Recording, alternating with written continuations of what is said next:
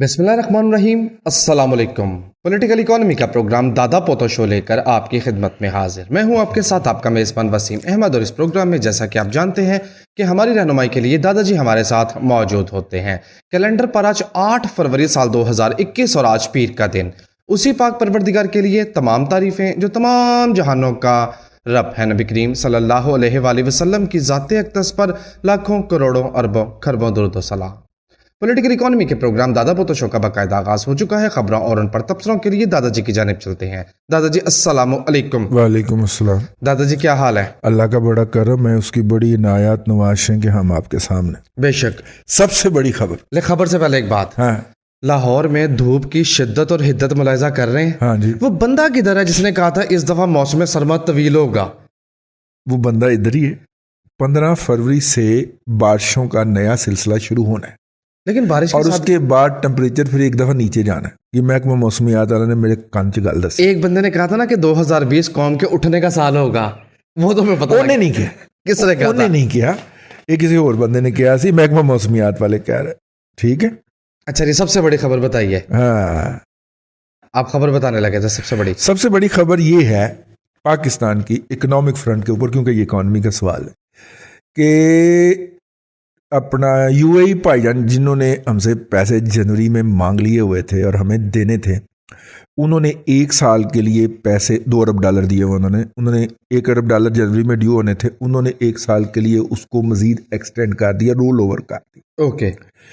और तवक्को ये है कि सऊदी अरब जो है वो बाकी के $2 अरब की वापसी पे जोर नहीं दे रहा। भिन्न तगड़ा काम आ गया।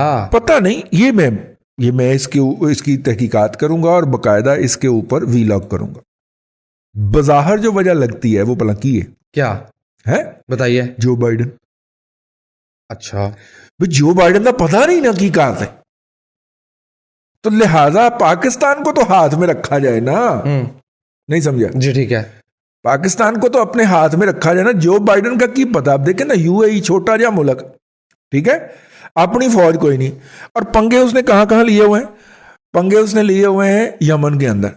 यमन की वो परली साइड की एयरपोर्ट है ना, वो बंद करके उसने रखी हुई है, उसने कब्जा है यूएई का, ठीक है।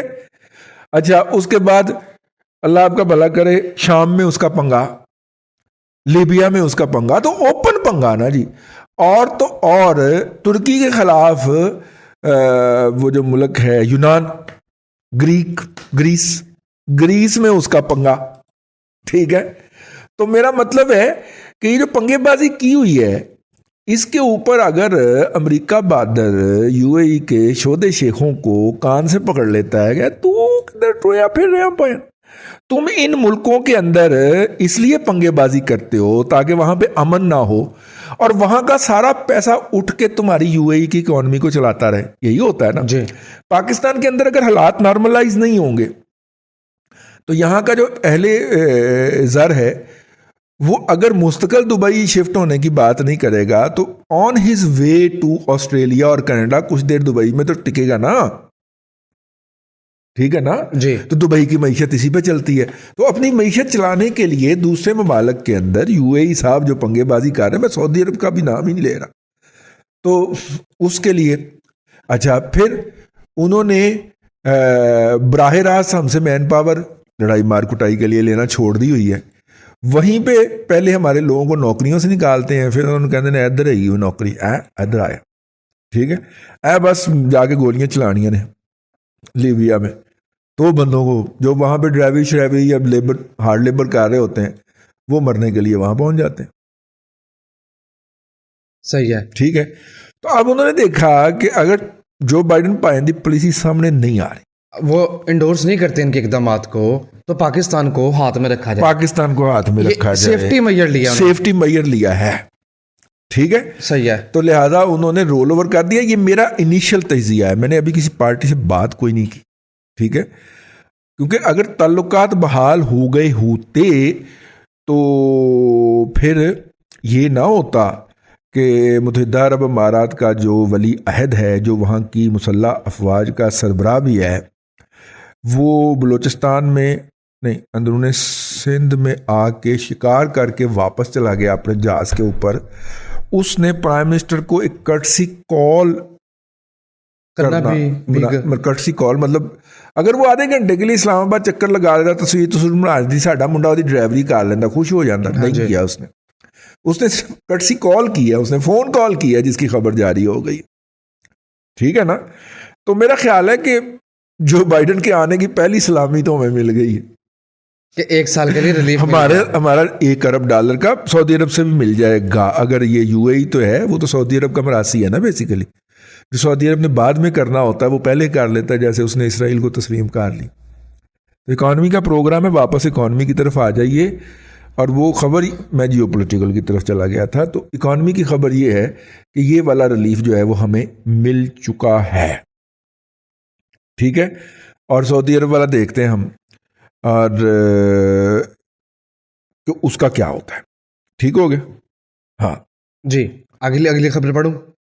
हाँ इजाजत दें तो अगली खबर में पढ़ता हूं। नहीं, वो उस खबर पढ़ने से पहले ना मैंने एक वीलॉग भी कर दिया है, लेकिन ये है कि उसके ऊपर हमें बात करना बहुत ज़रूरी है। और वो ये है कि भारत के अंदर किसानों ने जो इस वक्त एहतजाज शुरू किया हुआ है, एक तो उसका डोमेस्टिक डायनामिक है, उससे हमें कुछ नहीं लेना। वो अंदरूनी मामला है, उनका अंदरूनी मामला है, उस पर ऊपर हम बात नहीं करते। लेकिन एक उसका एक्सटर्नल एस्पेक्ट भी है, उसके ऊपर हमें बात करनी बनती है क्योंकि हम दुनिया के शहरी हैं। और अगर वहाँ के किसान ने इस दफ़ा जो फसल लगनी है, आजकल केड़ी लग रही है, गंदम नहीं, आजकल गंदम लगा के आए हम हैं। गंदम तो आने वाली है ना। गंदम, हाँ, गंदम जिस वक्त लग रही थी उस वक्त वो एहतजाज में थे। ठीक है। अगर इस गंदम का शॉर्टफॉल आ गया तो दुनिया के अंदर अनाज की कीमतें आसमान से ऊपर चली जाएंगी। और वो इस मूड में है कि हम गंदम नहीं उगाएंगे इस दफ़ा। ठीक है ना। yes. तो एक इस क्राइसिस की बुनियाद रखी जा रही है जो है मोदी साहब को और वहां की हुकूमत को इसे सेटल करना चाहिए। मोदी ने बड़ा दुख काला लगा। किस बात का? मेरी चाय को गालियां दी है इन्होंने, चाय को गालियां दी तो हैं। फिर क्या हो गया? दे दी तो छेड़ रहा चाय जनाब, पूरा क्लिप उसका घूम रहा। वैसे जमहूरियों ने चाय को गालियां दी है उसने जनाब, इन किसानों ने चाय को गालियां दे दी हैं।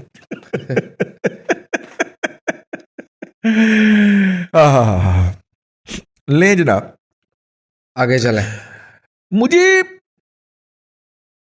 कुछ खबरें पढ़ के कुछ सिम्टम्स आ रहे हैं अच्छा कि पाकिस्तान अगली मीटिंग में FATF में से बाहर निकलने जा रहा है। FATF में से बाहर निकलने जा रहा है? अच्छा, ठीक है, ये तो बहुत अच्छी खबर होगी। और IMF भी आपको पैकेज देने जा रहा है। ठीक है ना। जो $6 अरब का चल रहा है उसी की कंटिन्यूटी की बात कर रहे हैं। ओके, ठीक हो गया। उसकी वजह ये है कि आपने क्या बचाना था, लोग हमने अपने लोगों को प्रेशर नहीं डालना, वो तो आपने तुन के रख दिया ना लोगों को। ठीक है, महंगी कर दी, गैस महंगी कर दी, पेट्रोल आप जो है वो महंगा करते जा रहे हैं। ठीक है ना। तो आपने तुन के रख दिया ना। यस। तो अब जनाब IMF क्यों नहीं आपको कर्जा देगा? नंबर 1। नंबर 2, FATF में जितने इकदाम थे, आप 15,000 रुपया बच्चे की फीस जमा करवाने चले जाए, मैं एक बात कर रहा हूँ मिसाल के तौर पे, तो आपसे शनाख्ती कार्ड मांगा जाता है, जिंदगी ज़ाब कर दी है उन्होंने। अब बिल जमा करवाने जाते हैं, साथ में शनाख्ती कार्ड मांगते हैं। ठीक है। तो नो योर कस्टमर के असूल के तहत, तो भाई मेरा अकाउंट है आपकी ब्रांच के अंदर, मैं जब आपने अकाउंट खोला था तो मुझे पूरी तरह चेक किया था, छान फटक के खोला था, लेकिन नहीं, ये जो अजाफी एक्सेसिव डॉक्यूमेंटेशन है, इसके नतीजे में मुझे लगता है कि हम इससे भी बाहर चले जाएंगे, FATF से भी बाहर चले जाएंगे, अगरचे हमारी कोशिशें बहुत ज़्यादा जारी हैं। ठीक है, ग्रे लिस्ट में रहें, कि हम ग्रे लिस्ट में रहें, क्योंकि रिस्क बहुत लगता है उससे। चेकिंग के बहाने हम किसी को भी पकड़ा सकते हैं ना। अगर हम FATF ग्रे लिस्ट में रहेंगे तो कुछ 40-50 हज़ार लोगों की टास्क फोर्स के लिए नया बजट आपसे लेंगे ना। जाहिर है, बड़ा ज़रूरी है दादाजी, रोजी रोटी के लिए। तो हाँ, ठीक है, इसलिए लेकिन मुझे पता नहीं क्यों ये लग रहा है, अल्लाह करे कि ये हो। अच्छा, अक़वाम मुत्तहिदा की रिपोर्ट भी आ गई, आज सारियाँ खबरें मैंने भी पढ़ लें। जी पढ़ लें। अक़वाम मुत्तहिदा की रिपोर्ट भी आ गई है जिसमें उन्होंने पाकिस्तान का जो है कि पाकिस्तान के अंदर अफ़गानिस्तान से मुदाखलत हो रही है और जो दहशतगर्दी हो रही है और उस दहशतगर्दी को फ़ौरन फंडिंग मिल रही है, उसके हवाले से पाकिस्तान के नुक्ता नज़र को उस रिपोर्ट के अंदर एंडोर्स किया गया है। ठीक है, जिस तरह हमारे मीडिया को खेलना चाहिए था नहीं खेला गया, लेकिन ये एक अच्छी बात है। इससे मैंने लीड लेके तो आपको अर्ज किया इस खबर से, ये खबर छप गई है आज के अखबारात के अंदर, इससे लीड लेके मैंने अर्ज किया है कि ये जनाब जो है पाकिस्तान FATF बार, अच्छा ठीक है, समझ कर लो मतलब कि ना लीदा के लेकिन ठीक है। चलें, अगर पाकिस्तान FATF की लिस्ट से निकल आता है तो ये तो बहुत अच्छी खबर होगी। बिल्कुल ठीक है। और इसे पाकिस्तान अच्छा हाँ, एक और बड़ी खबर पिछले वीकेंड के ऊपर आई है यार। जितने भी पाकिस्तान के अंदर इस्लाम पसंद तबकात जो हैं, उनके अंदर जमात इस्लामी से लेके और लबैक या रसूल अल्लाह, जितने भी नवाज शरीफ को गालां कढ़ते हैं, उसमें सबसे पहले उनका जुर्म ये माना जाता है कि नवाज शरीफ ने वफाकी शरई अदालत के सूद वाले फैसले के खिलाफ अपील की थी। ठीक हो गया। अगरचे मैं इस बात को सिरे से गलत प्रोपेगेंडा, झूठ, बुग़्ज़ और अनाद करार देता हूं, क्योंकि उस अपील के अंदर उन्होंने कहा था कि इम्प्लीमेंटेशन का शेड्यूल ये है, और इम्प्लीमेंटेशन का शेड्यूल क्या था कि 2002 तक पाकिस्तान में पैरेलल इस्लामिक बैंकिंग शुरू हो जानी थी, और 2008 में पाकिस्तान का तमाम banking system Islamic banking system पे चले जाना था। ठीक है, उसने ये अपील की थी कि शेड्यूल दे देते हैं, टाइम फ्रेम के साथ उसको ट्रांसफॉर्म कर लेते ठीक है। ठीक हो गया। आपको पता है फिर माशाल्लाह लग गया, तो जो काम 2008 तक मुकम्मल हो जाना था वो 2020 तक मुकम्मल नहीं हो सका, क्योंकि फिर स्टेट बैंक ने इस्लामिक बैंकिंग अगरचे पैरेलल शुरू हुई है, फैसल बैंक वर्गे बैंक जो है वो वापस इस्लामिक हो गए हैं, सूद से निकल गए, लेकिन इस्लामिक बैंकिंग निकल गए हैं या निकल रहे हैं। इस्लामिक बैंकिंग जो है वो इंट्रोड्यूस हुई है, लेकिन सारा पाकिस्तानी बैंकिंग सिस्टम इस्लामिक पे चले जाना था, ये नहीं हो सका जी। वो सारा तो अभी तक नेशनल बैंक कंप्यूटराइज नहीं हो सके। हाँ अजय भी बड़े बड़े लेजर खाते पे हुए, जी, तो इस्लामिक क्या होना है? तो इस्लामिक क्या होना है उसके बाद आना। तो अब मौजूदा हुकूमत ने जाके वफाकी शरई अदालत के सामने ये बयान दिया कि आप तो ये केस सुन ही नहीं सकते थे। उन्होंने उनके दायरा अख्तियार के ऊपर चैलेंज कर दी। तो नवाज शरीफ तो काफिर था ना, वो तो काबिल गर्दन जदनी था, इसलिए इमरान खान की हमायत वाजिब हो गई थी आपके ऊपर। ठीक है, तो अब इमरान खान की हुकूमत साहिबा ने ये जो हरकत फरमाई है, इसके बाद जो है चुल्लू भर पानी मैं भिजवाऊं या घर में दस्तयाब है? ठीक है ना, मैं भिजवाऊं या घर में दस्तयाब है? आप किसकी हिमायत करेंगे? नहीं, अब जिस बुनियाद के ऊपर आप नवाज शरीफ को गालियां बकते रहे हैं गुज़िश्ता 20 साल, अब इसी बुनियाद के ऊपर इंसाफ का तकाजा है कि इमरान को गालियां बके। ठीक हो गया। अगरचे मैं उस वक्त आपके नुक्ता नजर से एग्री नहीं करता था, ठीक है, और मैंने उसकी वजह आपको बता दी है, क्योंकि रिपोर्ट कर रखा है, खुद अपनी उंगलियों से खबरें निकली हुई हैं, तो इसलिए लाशऊर का हिस्सा बन गई हुई हैं। तो इसलिए अर्ज कर रहा हूं कि भाईजान ठीक है, अब उसी मेरिट पे उसी इंस्टेंसी के साथ जो है इनको भी गालियां बके।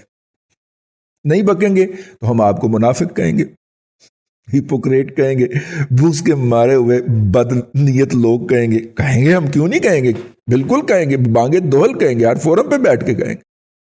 ठीक है ना? हाँ अच्छा, ये खबर क्यों नहीं पढ़ रहे? केड़ी यार तेनू मैं अजय 21 टांकियां दे बाद भी ठीक नहीं लग। अच्छा खबर सुने फिर, अच्छी खबर ये, पाकिस्तान रावलपिंडी टेस्ट जीत गया। जीत गए। अच्छा चलो ठीक। 98 रन से पाकिस्तान ने अच्छा मार दी। इंडिया के अंदर ना,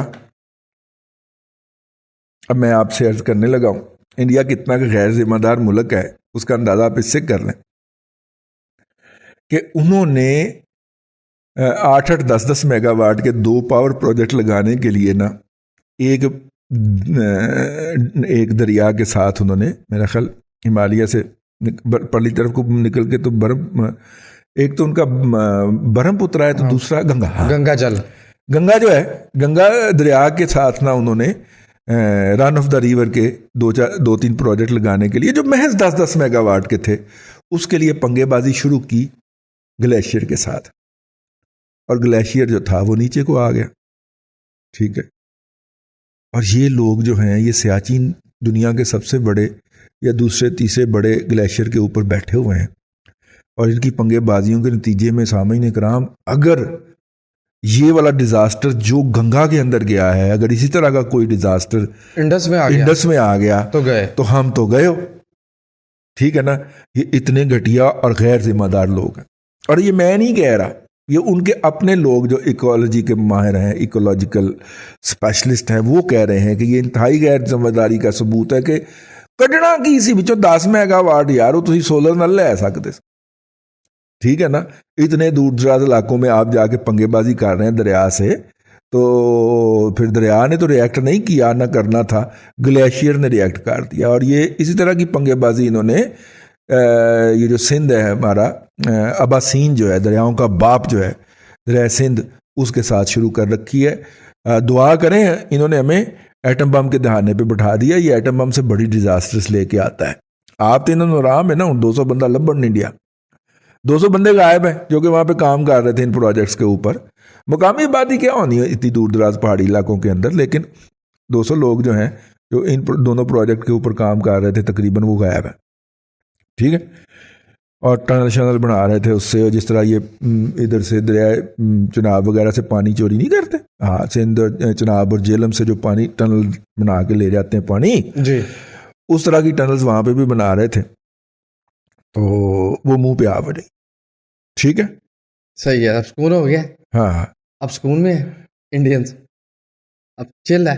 20 बंदे गायब हो गए, 200 बंदे बल्कि नहीं, 20 बंदों के तो मरने की तस्दीक हो गई है, तो 200 बंदे लाभ भी नहीं रहे। ठीक है। अब मैं अल्लाह करे वो जिंदा बच जाने, उन्होंने फैमिलियां का मसला है।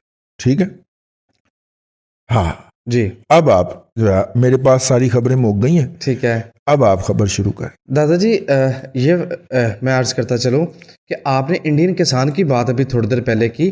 पाकिस्तान में बहुत ज़्यादा खतरा पैदा हो गया है कि फर्टिलाइजर की जो कीमतें बहुत तेज़ी से बढ़ रही हैं, उससे फसलें मुतासर होंगी। यानी सूरत हाल देखिए, वो 450 अरब रुपया जो है वो खाद साज अदारों ने जो है वो पाकिस्तानी किसान से वसूल करके आगे देना है ना, क्योंकि जो पहले 450 अरब रुपया वसूल करके वो खा गए थे, या उन्होंने जहाँ पे इन्वेस्टमेंटें कर ली हुई हैं जो कि डबल से भी ज़्यादा हो गई हैं, उसके नतीजे वो वहाँ से तो नहीं निकालेंगे ना। इन्वेस्टमेंट कौन निकालता?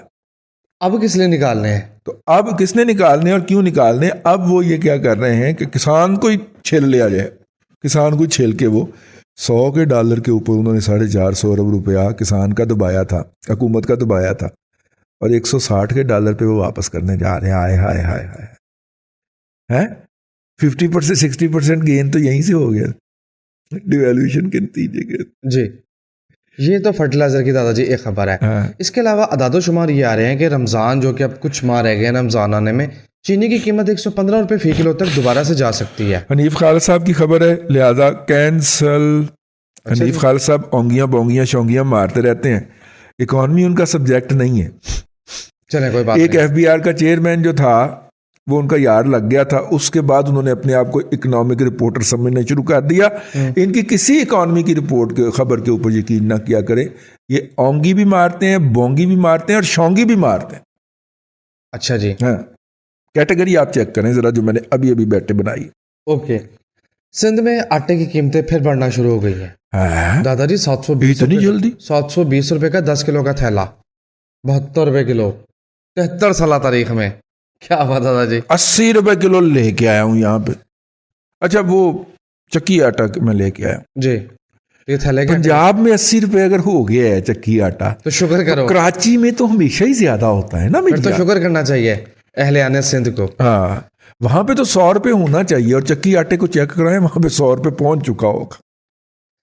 नाज़रीन इकराम, हुक्मरान नेक हो तो मौसम भी अच्छा हो जाता है, फसलें भी अच्छी हो जाती हैं। डाटा सुन लीजिए, $1 बिलियन से ज़्यादा पाकिस्तान ने खर्चा है कॉटन को इंपोर्ट करने में पहले 6 माह में फाइनेंशियल ईयर 2021 के। और अंदाज़ा ये है कि इस साल हम कम से कम $3 अरब की तो सिर्फ कॉटन इंपोर्ट करेंगे जी। ठीक है ना। ये जुलाई तक दिसंबर का डाटा है 6 माह का। $1 बिलियन की कॉटन हमने इंपोर्ट कर ली है। अच्छा जी, साथ ही कॉटन से मुतल्लिक़ खबर ये भी है कि जो कपास है उसकी प्रोडक्शन यानी पैदावार में 34% कमी के साथ 30 साल का लो टच हो गया। कैसा है? नहीं, ये 34% कमी कपास की फसल में या जेर काश्त रकबे में? प्रोडक्शन। नहीं, area under cotton in Pakistan, इसका मतलब अंडर कल्टीवेशन कहना चाह रहा है। ग्राफ चेक करो जरा। अच्छा, जो टेक्स्ट लिखा हुआ है उसमें तो कंट्रीज कॉटन प्रोडक्शन हाँ, बाय 30, लेकिन जो ऊपर ग्राफ लगाया हुआ है वो area under cultivation for cotton cultivation. और दादाजी वो भी लोएस्ट पे है। वो तो जाना ही है, क्योंकि कॉटन की यील्ड भी तो बढ़ी है ना यार, ठीक कॉटन है। की पैदावार भी तो बढ़ी है ना पाकिस्तान के अंदर। जो था वो कॉटन की पर एकड़ यील्ड 15 से 18 मौंड होती थी, वो उठ के 30 मौंड पे चली गई है, दुरुस्त है, लेकिन ऑलमोस्ट डबल हो गई है। यहाँ से 1/4 पे आ गया दादाजी काबिले काश्त रकबा, अगर आप इस एरिया का यानी 2003 का हाँ, कंपैरिजन लेकिन करें। काबिले तभी तो 34% का डिक्लाइन है मेरी जान। जी, और 30 और ये 34 का डिक्लाइन जो है ना, ये मुझे सही नहीं लग रहा। मुझे ये लग रहा है कि ये 45% डिक्लाइन है। जी सही है, ठीक है, बिल्कुल ठीक है। अच्छा, ये FATF की आपने खबर पढ़ी? मैं ये भी अपडेट करता नहीं, चलूँ। मैंने अपने खदशे का बल्कि खुशफहमी का इजहार किया था, खबर मैंने नहीं पढ़ी थी।